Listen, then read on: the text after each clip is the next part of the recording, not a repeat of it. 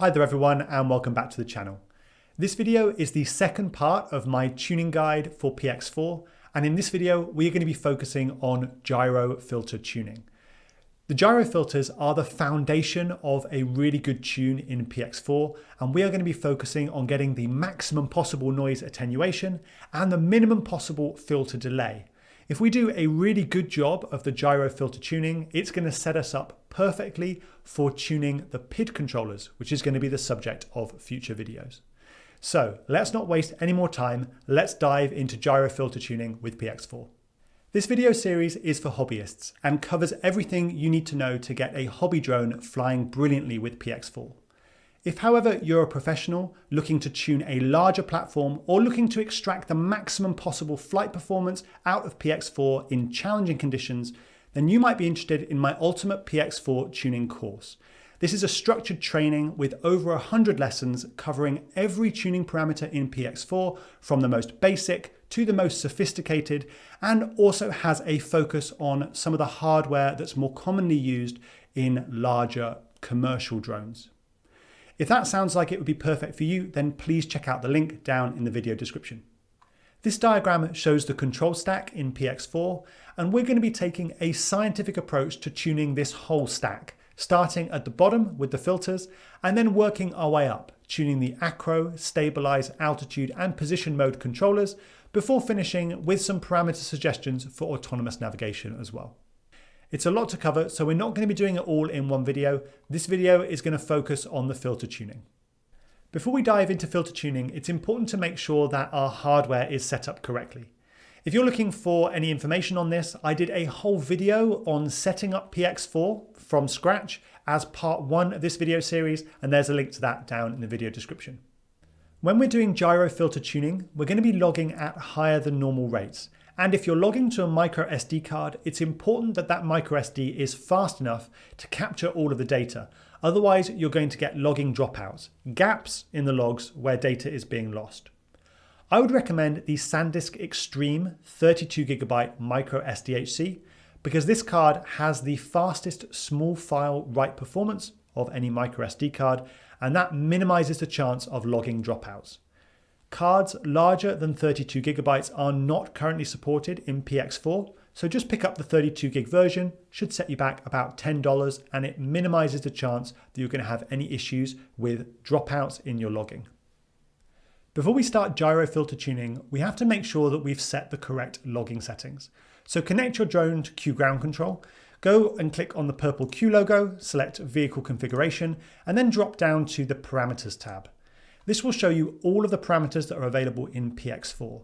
There are a whole heap of them, but fortunately we have this search box to filter down. So we're going to search for IMU_gyro, all uppercase, and we're going to select IMU gyro rate max. Now, if you're flying a 7-inch drone or larger, you're going to want to set IMU gyro rate max to 800 Hz. If, however, you're flying a 5-inch drone or smaller, you are probably going to want to go a little bit faster than that, maybe 1000 Hz, because that's going to give you a little bit more high frequency information in your logs, which is useful if your props are spinning more quickly, and that's true if they're smaller. I've got an 8-inch quad, so I'm going to select 800 Hz and then hit save. You'll get a little message saying reboot vehicle for changes to take effect. Just hit OK on that. We're not going to reboot right now because we're going to go and change our SD logging settings. So for this, search SD log_profile, and that will bring up this setting. Select that. And in addition to default set, which is usually already ticked, you're also going to want to tick high rate and raw FIFO high rate IMU gyro in order to make sure that we're logging all the information that we need for gyro filter tuning. Once we've selected the correct logging settings, we're going to hit save, and then we may get that reboot vehicle for change to take effect again. If so, just hit OK. We are now, however, going to reboot the vehicle. So go up to Tools and then select Reboot Vehicle and then hit OK to reboot everything. If you'd like all the information, not just from this video, but from my entire tuning series as a quick reference guide to have on the bench beside you while you're tuning or out in the field with you when you're flying, then that is available on my Patreon. You can sign up for less than the price of a cup of coffee, download that guide as a PDF, And then you can just flick to whatever information you need while you're tuning without having to scroll through all the videos. If that's something that would interest you, there are links down in the video description. Now that we have the correct logging settings, it's time to test hover the drone. And there's just a couple of things we want to check before we do our test hover. The first is that our prop and motor directions are all set correctly. And this is the most common cause of crashes with new drones, so it's worth double checking that all your motors are spinning in the correct directions and that the props match the motors. If you're unsure about prop or motor direction, go back and watch the first part of this video series where I go through in detail how to set that all up correctly. We're also going to want to check that our kill switch is set up and working correctly and verify that if the motors are spinning on the ground and we flick the kill switch, everything stops. It is vital to have a kill switch set up, and it is not safe, in my opinion, to fly without one, especially when tuning. So make sure that you have that set up and working. Again, I go through how to do that in the first part of this video series. We're going to be doing the hover test in the stabilized flight mode, which means that our throttle stick is going to directly control the throttle to the motors, and the drone is going to return to level when we release the pitch and roll stick. This is very similar to angle mode in Betaflight if you've flown that, but it is a little bit more involved than like a position hold mode. So you are going to want to just be aware of that. If you're testing a larger drone, if possible, secure the drone to a test stand so that the drone can't fly away, but it's able to sort of ascend and move around. So it's kind of sitting on a test stand on the end of a ball joint, and it can kind of move around safely so you can do all your tuning without the drone actually being free flying. If you don't have a test stand, you're going to want to conduct the first test hover and actually all of the tuning hovers in a wide open space and preferably over a long grass or other soft material so that if you do have to kill the drone and it falls out of the sky, it's not going to get damaged. I've seen people use hay bales, I've seen people use big nets draped between posts. All of that's fantastic, and we'll just make sure that if you do have to kill the drone because it's doing something unexpected, that the drone won't be damaged as it falls onto the soft material below it. Arm the drone and tilt it slightly on the ground to make sure that all of the controls are responding as you expect. So tilt it slightly to the left, slightly to the right, slightly forward, slightly back. That just makes sure that everything is working correctly. Then, once you're happy, increase throttle, take off from the ground, and then just hover the drone in the air over your soft material or your safe test space for 20 to 30 seconds. Then bring the drone back, reduce the throttle slightly, and land and disarm. That's all we need to do for our first test hover. So we're going to do our first flight in stabilized mode, and we're going to start by just arming the drone. Raise the throttle slightly and just check that the drone tilts in the right direction for all the controls before taking off and going and hovering over the grass here. You want to hover over something nice and soft so that it's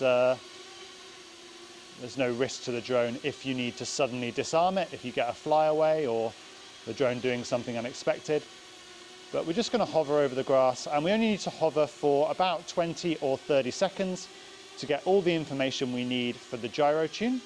So I'm going to bring the drone back now, and then we're just going to land it down on the soft grass, and that's all we need for the test flight for our gyro tune. Once you've done the test hover, it's time to download the log, and for this you're going to want to connect the drone to Q ground control running on a laptop or desktop over USB so that you can download the log reasonably quickly.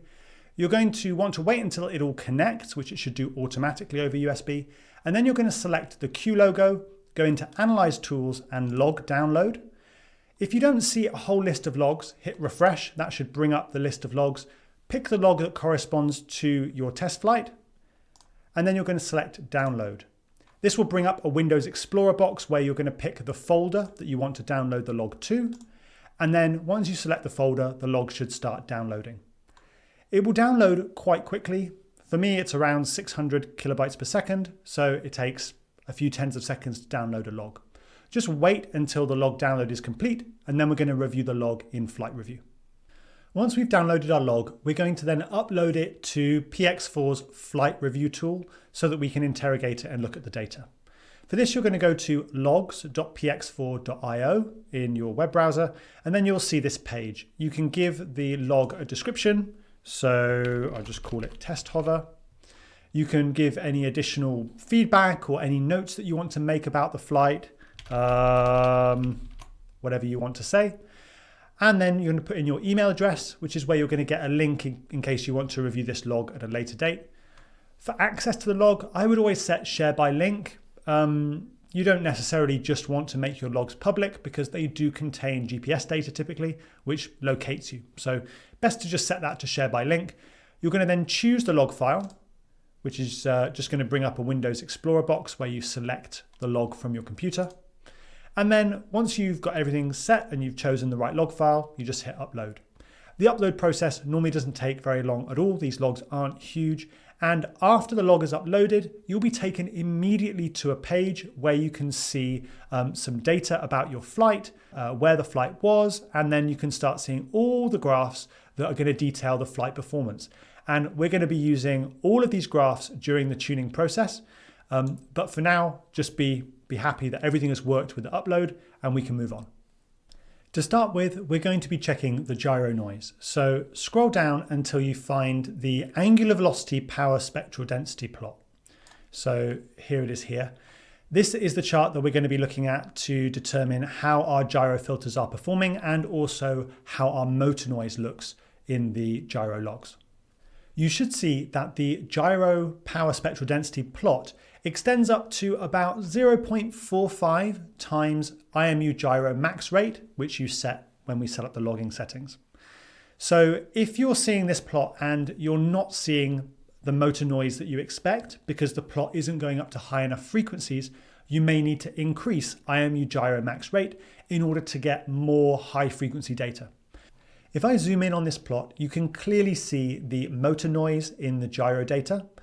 I've got a fundamental motor frequency in a hover of just about 120 Hertz, and you can clearly see the first, second, and third harmonics of the motor frequency in the gyro data. If you want to convert between RPM and fundamental motor frequency, just divide the motor RPM by 60 to convert from revolutions per minute to revolutions per second. What you see on this plot is going to depend not only on the motor RPM, but also on the type of prop that you're running. All props are going to give you a strong noise band at the fundamental motor frequency, but what you see at the second and third harmonic is going to depend on the blade passing frequency of your prop. If you have a two-bladed prop, you're going to see a strong noise band at twice the fundamental frequency, because that's the frequency at which blades are passing over the arm. Whereas if you have a three-bladed prop, you're likely to see a very weak noise band at twice the motor RPM and a stronger noise band at 3 times the RPM. Obviously because a blade is passing over the arm 3 times per rotation with a three-bladed prop. Now that we've seen this motor noise in the logs, the first and best question to ask is how do we efficiently and effectively filter it out so that it doesn't affect the flight of the drone? The best way to filter out motor noise is using notch filters. Notch filters are a particular type of filter that produce strong attenuation around a particular frequency. This means that they don't attenuate low frequencies, they don't attenuate high frequencies, they just attenuate around a specific center frequency. And the delay of a notch filter is dependent on 3 things. The attenuation, so how deep the notch is at the center frequency, how much attenuation it provides. In this case, the notch is providing 20 dBs of attenuation at the center, but that's configurable and you can have 30, 40, 50 dBs of attenuation. The notch frequency also determines the delay. The higher the center frequency of a notch filter, the less delay it has. And the notch bandwidth, which is usually defined as the width of the notch at 3 decibels of attenuation. The wider the bandwidth of the notch, the more delay it has. There are 2 types of notch filters to be aware of in PX4.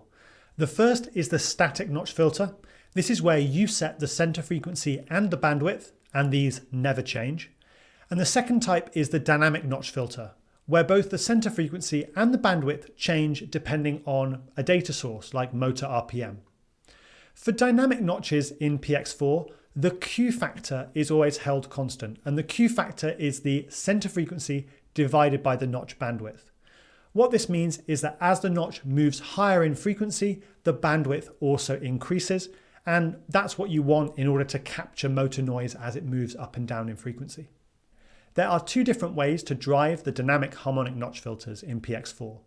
The first is using RPM data provided over ESC telemetry, and the second is using PX4's built-in fast Fourier transform or FFT engine. RPM data is generally preferred because the motor frequencies are more accurate and they arrive with less delay. And you can get RPM data either over an ESC telemetry wire or through bidirectional DShot. The fast Fourier transform engine is a bit more difficult to set up, and it's more suitable for larger drones when you don't necessarily have RPM data available. So I'm going to be covering the FFT engine in my Ultimate PX4 Tuning course, but we're not going to be covering it in this video series. If you have a modern DShot ESC, it's likely that you're going to be able to get RPM data from it over bidirectional DShot. To set this up, we're just going to connect the drone to Q ground control, hit the purple Q logo, go into vehicle configuration parameters, and search for BIDI. That should bring up a setting called DShot bidirectional enable. Just set that to enabled, and for most DShot ESCs, that's all you're going to need to do to get RPM data back from the ESC. You're also going to want to make sure that your motor pole count is set correctly to scale that RPM to the mechanical RPM of the motor. So search MOT_POL, and that will bring up motor pole count. You're going to want to set that to the number of magnets in the rotors of the motor that you're using. For most smaller motors, that's going to be 14 poles. If you have very small motors, it could be 12 poles. If you have larger motors for spinning larger props, you may have a lot more than 14 poles. 28 is a common number. You're going to need to count the magnets in the rotor of the motor that you're using and type that number in this box and hit save. That will then scale the electrical RPM, which is reported from the ESC, to the mechanical RPM of your motor.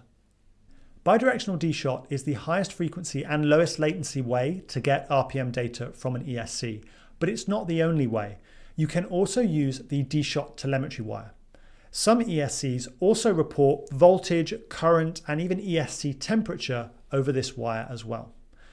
You're going to take the telemetry wires from all of your ESCs and connect them all together onto the RX pin of a UART.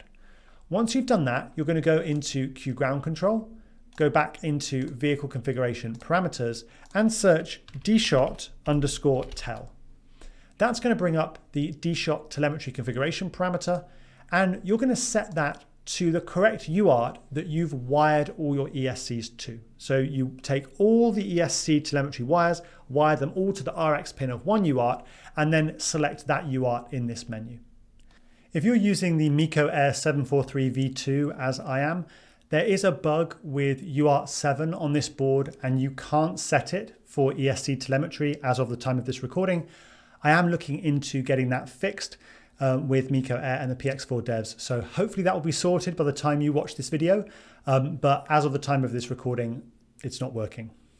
Once you have motor RPM data set up correctly, you can do some flights in position or altitude mode and just do some climbs and descents to get an idea of the maximum and minimum motor RPMs that you typically see during flying. That's going to allow us to set up our harmonic notches correctly using the motor RPM data.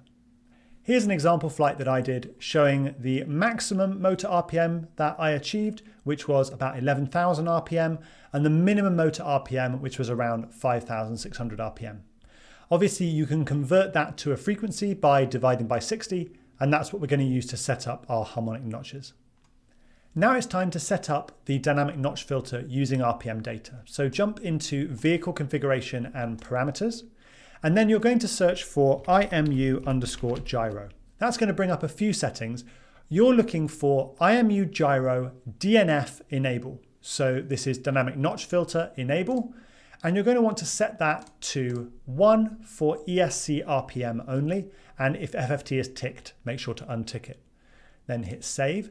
You're also going to want to go into IMU gyro FFT enable and disable the FFT engine because we're not going to be using it in this video series. And then you're going to want to work out what to set your dynamic notch filter minimum frequencies to. To do this, you're going to want to set your minimum frequency to about 90% of your minimum motor frequency in Hertz. So for me, my minimum motor RPM from my test flight was about 5,600 RPM. And 5,600 over 60 multiplied by 0.9 for 90% gives me 84 Hertz as a minimum frequency. So I'm going to set IMU Gyro DNF min to 84 Hertz. Then you're going to want to set your IMU Gyro DNF bandwidth to about a fifth of that number. So we're going to set IMU Gyro DNF min to, in my case, 84 Hertz, because that's 90% of my minimum motor RPM from my test flight, and then hit save. Then you're going to want to set the IMU Gyro DNF bandwidth, which is this setting here, and you're going to want to initially set that to about 20% of the frequency that you just set for the minimum frequency. So for me, that's going to be about 17 Hertz, and then hit save.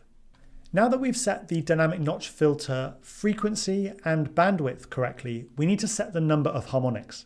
And what this does is, obviously you're going to get a harmonic notch at the fundamental motor frequency, but PX4 can also apply a notch at twice and 3 times the motor frequency. And that's very useful for capturing the noise created by the blade passing frequency of 2 and 3 bladed props. To set the number of harmonics, you're going to want to look for IMU Gyro DNF harmonic, and you're going to want to set that to 2 if you're using a 2-bladed prop, or 3 if you're using a 3-bladed prop.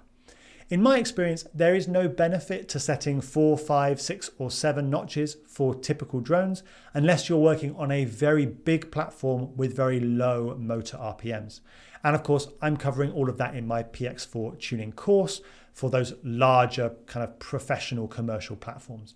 For hobbyists, 2 or 3 is going to be what you need, depending on whether you're using 2 or 3-bladed props. Once you have the dynamic harmonic notches set up and working correctly with the motor RPM data, it's time to start doing some test flights and start tuning the filters. Tuning notch filters is all about reducing the notch filter bandwidth to the minimum possible value that still captures all of the motor noise. As we reduce the filter bandwidth, the notch gets narrower and the amount of delay that it causes reduces. As the delay reduces, that's going to improve flight performance and help the PID loops respond more quickly to movements of the quad. The way that we can start to tune the notch filters is to take a look at the angular velocity power spectral density chart that we've been looking at so far and zoom in closely on the fundamental motor frequency and have a look at the bandwidth of that motor noise. Remember, of course, that we've got 4 motors on this quad, so we actually have 4 traces of motor noise in this plot, and we're looking at the bandwidth of each one of them. I estimate that the motor bandwidth is definitely not more than 5 Hertz in this plot, and so 5 Hertz would be a suitable value for the notch filter. Remember that 5 Hertz is the bandwidth at the minimum frequency, and that as the frequency scales up, the bandwidth gets wider. So if you're looking at a bandwidth of 5 Hertz at a center frequency of 80 Hertz, then that will be 10 Hertz bandwidth at a center frequency of 160 Hertz. Once you've got your estimate for the correct bandwidth to capture all the motor noise as small as possible, then that's what you're going to set in your IMU Gyro DNF bandwidth setting. As you go about tuning the notch filters and reducing the notch filter bandwidth, you shouldn't see any effect on the raw angular speed gyroscope plot in log review. As you reduce that notch filter bandwidth, if you're still capturing all the motor noise, the traces are going to look much the same. If you suddenly start seeing new high frequency fur on the plot, like this, so you've gone from not too much fur to suddenly noticeably more fur, then that indicates that you might have some motor noise that's getting through either side of the notch, and maybe you should try just increasing it a little bit again until that goes away, and then you've found the suitable minimum notch filter bandwidth. So this is a good way to check that your notch filter is narrow enough, but not too narrow. And obviously you're looking to find the narrowest possible notch that doesn't let any motor noise past and doesn't give you new high frequency fur in your plots like this. Now that we have the harmonic notches working really well and precisely tuned, it's time to look at the IMU gyro cutoff. The gyro in a drone is sensitive to both the rigid body movements of the drone through the air and also to vibrations. These vibrations can be generated by spinning motors and props, and some camera gimbals can also generate some vibration as well if they're fast moving. Resonance of the drone's airframe can amplify certain vibrational frequencies, and that's going to be dependent on the resonant frequency and mode shape of the vibration of the drone frame. And this can be simulated, and you can make pretty animations and plots of it, as I'm showing here.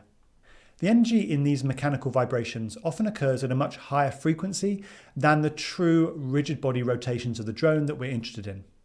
The gyro low pass filter takes advantage of this difference in frequency to reduce the impact of noise without compromising the signals that we really care about too much. Real movements of the drone are typically below about 30 Hz frequency, whereas we often see vibrations above 50 Hz. But this is very dependent on the prop RPM. If you have very big props spinning at a low RPM, you can often get vibrations down at quite a low frequency that is not too dissimilar from the highest frequencies of rotational movement of the drone that you might see in flight. Unfortunately, the gyro low pass filter has some trade-offs that we have to be aware of when we're tuning it.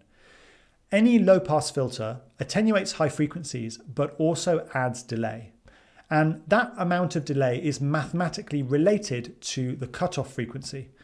So the lower the cutoff frequency, the better higher frequency noise is attenuated, but the more delay is added by the low pass filter.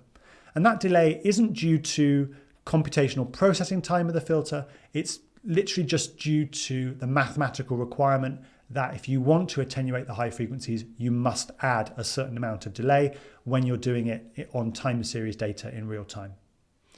This delay slows the reaction of the drone to turbulence, to control inputs, and so it affects flight performance. So we want to minimize the amount of delay that we're adding with the low pass filter, but we need to make sure that any high frequency noise is attenuated enough that it's not going to cause the drone to have oscillations or affect the flight controller. Our goal when tuning the gyro low pass filter is to raise the low pass filter cutoff frequency as high as possible while still ensuring we have good attenuation of the high frequency motor noise. If we let that through into the PID loop, it's going to cause all kinds of problems. It's going to cause hot motors and oscillations, which we don't want. So we need to filter that out, but we want to raise that cutoff frequency nice and high to minimize the amount of delay the low pass filter is causing and give us the best flight performance. If you look at the angular velocity FFT plot in the log review tool, you will see that there is usually a peak of noise at low frequencies. This is the real movement of the quad in the air. And then there is a sort of quiet zone. And then there is another peak of noise, which is the first motor frequencies. Ideally, we want to put our IMU gyro cutoff just to the left of these first motor frequencies. And that is usually going to be a good place to put it when we have harmonic notch filters for the motor noise working effectively. In this log that I'm showing you here, you can see that I'm putting the gyro cutoff at 80 Hz, which is just to the left of the fundamental motor frequency peak when I'm in a hover. When you're tuning the gyro low pass filter cutoff, it's also important to adjust the D-term low pass filter cutoff at the same time. You want to make sure that the D-term low pass filter cutoff is always half the gyro filter cutoff frequency at this stage. So if you're going to set your gyro filter cutoff to 80 Hz, as I've done, then you want to set your D-term filter cutoff to 40 Hz and keep a 2-to-1 ratio between those two values. We're going to talk more about D-term filter tuning when we move on to PID tuning, which is the next video in the series. But as a rule of thumb, as a starting point, a 2-to-1 ratio between gyro filter and D-term filter is a good thing to aim for. And if you do adjust your gyro filter, so you go from 50 Hz to 100 Hz, let's say on the gyro filter, you're also going to want to adjust your D-term filter at the same time from 25 to 50 Hertz to keep that same ratio. You don't want to run into a situation where you've increased your gyro filter cutoff a lot, but you've not also increased your D-term filter cutoff to keep that 2:1 ratio the same, because you may end up in a situation where you have a drone that is very, very responsive, but with a lot of D-term delay, and that can cause self-oscillation, which we want to avoid. So for now, just follow that rule of thumb and set your D-term filter cutoff to be half your gyro filter cutoff. To adjust these parameters, we're going to go into Q ground control and into vehicle configuration, the parameters tab, and search for IMU_gyro. That's going to bring up all the gyro cutoff frequencies. We're going to start by setting the IMU gyro cutoff based on our noise plot, our FFT noise plot. And in my case, I'm going to be setting that to 80 Hertz, as I described in the slides. And when you change the gyro cutoff, you're also going to change the IMU D gyro cutoff. Very similar, just got an extra D in front of the gyro. And you're going to set that to half of the value that you set for your IMU gyro cutoff. So in my case, half of 80 Hertz is 40 Hertz. So that's what I'm going to set here and hit save. When agility and responsiveness are critical, it can be very advantageous to try and raise the IMU gyro cutoff as high as possible. This reduces PID loop delay, which improves how closely the drone can track set point and how quickly it can respond to sharp stick inputs or changes in wind direction, that sort of thing. As you raise the gyro cutoff, and of course, you're also going to raise the D gyro cutoff at the same time to keep that 2:1 ratio that we talked about, check the raw angular speed gyroscope plots and check the actuator control FFT to make sure that as you raise those cutoffs, you're not suddenly getting a lot more noise coming into the gyro or the actuator plots. In general, you'll be able to raise the cutoff a bit without seeing a lot more noise, and then you'll start getting into a region where as you increase the cutoff higher, you start seeing a lot more noise in both of these plots coming in. You'll start seeing fur on the graphs in the gyro traces, and you'll start seeing more and more noise coming into the actuator plots up above that 30 Hertz, which we know is the kind of the highest frequency that we're likely to expect. If you start seeing more noise coming through, particularly in the actuator plots, that's a good indicator that you have to stop raising your cutoff frequencies even higher. Noise that's coming through in the actuator plots is going to lead to motor heating, and it's going to put more stress on your motors and ESCs, and we want to avoid that. So go ahead and increase those cutoff frequencies, again keeping that 2:1 ratio until you start seeing that extra noise. The process of gyro filter tuning is iterative. You're going to want to try out some new cutoff settings, go out and do some test flights, and then review the logs to make sure that you're not getting too much noise coming through into the gyro or actuator FFT plots. You're going to repeat this process several times, increasing the filter cutoffs each step until you find the best balance between noise attenuation and minimizing filter delay. If you have a particularly difficult quad that has a lot of vibration, or you're getting motor noise at very low frequencies because you've got a big quad with big props, then you may want to look at my PX4 tuning course, which covers this process of filter tuning in more detail. There's more guidance, more support, and there's some more sophisticated tools like the PX4 FFT engine that you may want to use in order to get the best possible result. There's a link to that down in the video description, of course. Also, if you're going through the process and you want a quick reference guide to help you with the tuning process so you don't have to keep watching the video over and over again, then that's available on my Patreon, and there's a link to that down in the video description as well. Once you've found the best balance of filter delay and noise attenuation for your low pass filters and your harmonic notch filters, congratulations, you are done with filter tuning and you're ready to move on to the next stage, which is PID tuning, and that's going to be the next video in this series. Make sure to like and subscribe so that you see that as soon as it comes out, and I'll see you in the next one. Happy flying.